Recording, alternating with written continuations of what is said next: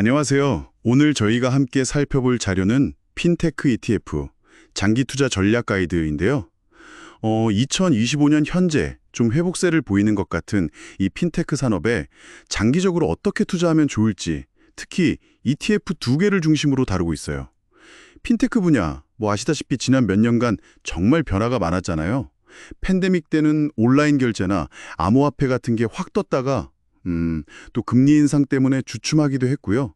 근데 이제 다시 좀 성장 가능성이 보인다고 하니까 이 가이드에서는 변동성은 좀 관리하면서 핀테크에 투자하는 괜찮은 방법으로 ETF를 제시하고 있거든요.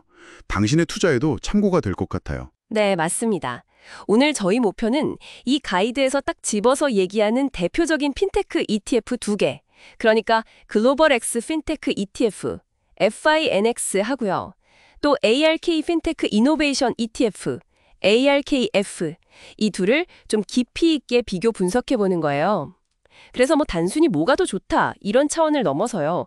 각각 어떤 투자 철학을 가졌는지, 또 장단점은 뭔지, 이게 당신의 장기 투자 전략에 어떤 통찰을 줄 수 있을지 알아보는 데 좀 초점을 맞추려고 합니다. 좋습니다. 그럼 첫 번째 ETF부터 자세히 볼까요?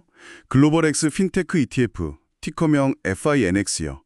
이 가이드 보니까 2016년에 상장됐고 전 세계 핀테크 기업에 좀 폭넓게 투자하는 패시브 ETF라고 하네요. 네, 코인베이스나 페이팔 같은 꽤 익숙한 기업들도 들어있고요. 예, 피닉스의 핵심은 역시 안정성하고 분산 투자 이 두 가지로 볼 수 있어요. 특정 지수, 인덱스 글로벌 핀테크 세메틱 인덱스라는 걸 추종하는데요. 이게 주로 결제라던가 디지털 뱅킹처럼 이미 좀 자리 잡은 분야의 기업들을 담고 있거든요. 그래서 특정 기업 하나가 좀 어렵더라도 산업 전체가 성장하면 그걸 따라가도록 설계된 거죠. 가이드에 나온 2025년 기준 연평균 수익률이 약 10.6% 정도 되고요. 총 보수는 0.68% 수준인데요. 이게 엄청나게 높은 수익률은 아니지만 그래도 꾸준함을 보여주는 거고, 보수도 이런 테마형 패시브 ETF치고는 그냥 평범한 수준이에요. 그러니까 큰 위험 없이 핀테크 산업 성장에 좀 같이 가고 싶다, 이럴 때 고려해볼 만한 구조죠. 안정적인 접근이군요. 그런데 연 10.6%면 요즘 같은 기술주 상승세 생각하면 조금 아쉬울 수도 있겠다, 이런 생각도 드는데요. 그런 분들한테는 혹시 다음 ETF가 대안이 될 수 있을까요? 네, 바로 그 지점이에요. 두 번째 ETF인 ARK 핀테크 이노베이션 ETF, ARKF는 분위기가 정말 완전히 달라요. 아시다시피 캐시오드로 이끄는 ARK 인베스트가 운영하는 액티브 ETF잖아요. 네네. 그러니까 펀드 매니저가 직접 미래를 바꿀 만한 그런 혁신 기업을 적극적으로 골라서 투자하는 방식이죠. 블럭, 예전 스퀘어죠. 아니면 로빈후드 같은 기업들이 대표적이고요. 그렇군요. 액티브 ETF. 네, ARKF는 그냥 지금 잘 나가는 기업보다는 예를 들면 블록체인, 디파이, 그러니까 탈중앙화 금융 말이죠. 은행 없이 돌아가는 거요. 아니면 디지털 월렛 같은 좀 더 미래지향적이고 파괴적인 혁신에 초점을 맞춰요. 총 보수는 0.75%로 피넥스보다는 약간 높아요. 아무래도 액티브 운영이니까요. 근데 최근 1년 수익률이 약 29.4% 정도로 아주 높게 나왔어요. 와, 29.4%요? 네, 물론 이게 시장 평균보다 훨씬 높지만 그만큼 변동성도 크다는 걸 의미해요. 가이드에서도 이 점은 분명히 지적하고 있고요. 뭐랄까, 피넥스가 좀 넓고 안정적인 배라면 ARKF는 훨씬 빠르지만 파도에는 더 민감하게 반응하는 그런 제트스키 같은 느낌이랄까요. 와, 수익률 차이가 정말 크네요. 진짜 상반된 매력이군요. 그럼 결국 내가 어떤 투자자인지 뭘 더 중요하게 생각하는지에 따라 선택이 갈리겠네요. 안정적인 성장을 원하면 피넥스, 좀 위험을 감수하더라도 높은 성장 잠재력에 끌린다면 ARKF일 텐데, 근데 이 가이드에서는 둘을 좀 섞는 방법도 이야기한다면서요. 네, 맞아요. 그것도 되게 현실적인 접근인데요.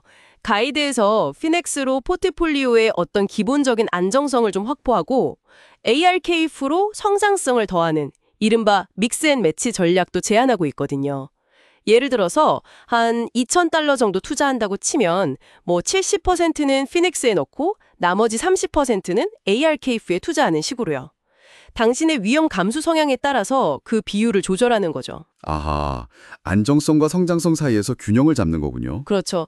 두 마리 토끼를 다 잡으려는 시도랄까요? 네, 일리는 전략 같아요. 하지만 핀테크, 특히 RKF가 집중하는 그런 혁신 기술 분야는 뭐 항상 좋은 소식만 있는 건 아닐 텐데요. 이 가이드에서 좀 주의해야 한다고 강조하는 위험 요인은 뭔가요? 아무래도 핀테크 산업 자체가 워낙 기술 변화가 빠르고 또 규제 환경 변화에도 굉장히 민감하다는 점, 이걸 가장 큰 위험 요인으로 꼽고 있어요. 특히 그 디지털 자산 관련 기업들은 시장 상황이나 뭐 정부 규제 변화 하나하나의 주가가 크게 움직일 수 있거든요. 가이드에서도 예를 드는데 특정 국가에서 암호화폐 거래소 규제를 강화한다. 이러면 페잉스에 포함된 코인베이스나 ARKF가 투자하는 관련 기업들 주가에 직접적인 타격을 줄 수 있다는 거죠. 네. 그래서 장기 투자를 하더라도 이런 변동성은 항상 염두에 둬야 하고 또 자신의 투자 기간이나 위험을 얼마나 감수할 수 있는지 이걸 좀 냉정하게 판단하는 게 필수라고 지적해요. 물론 글로벌 시장 상황이나 환율 변동 같은 거시적인 변수들도 당연히 수익률에 영향을 주고요. 정리를 좀 해보면 핀테크 ETF는 확실히 지금 회복 중인 혁신 분야에 투자하는 매력적인 방법이 될 수 있겠네요. 안정적이고 넓게 투자하는 피넥스가 있고 고성장이 기대되지만 변동성도 큰 ARKF가 있고요. 아니면 둘을 조합하는 방법도 있고요. 결국 핵심은 당신의 투자 목표와 성향에 맞는 선택을 신중하게 하는 거겠군요. 네, 맞습니다. 오늘 저희가 나눈 이야기는 기본적으로 이 가이드의 분석을 바탕으로 한 거니까요. 실제 투자 결정을 내리시기 전에는 여기서 얻은 통찰을 가지고 당신 스스로 더 깊이 알아보시거나 아니면 금융 전문가와 꼭 상담을 해보시는 게 중요합니다. 정보에 기반해서 신중하게 접근해야 하죠. 네, 그럼 마지막으로 당신에게 질문 하나 던지면서 마무리할까 하는데요. 오늘 다룬 ETF 이야기와는 조금 다른 관점에서요. 앞으로 계속 변화할 디지털 자산 관련 규제라는 변수가 과연 이 핀테크 산업 전체의 미래 성장 경로를 어떻게 다시 만들어갈 수 있을까요? 이건 앞으로도 계속 지켜봐야 할 아주 중요한 포인트가 아닐까 싶습니다.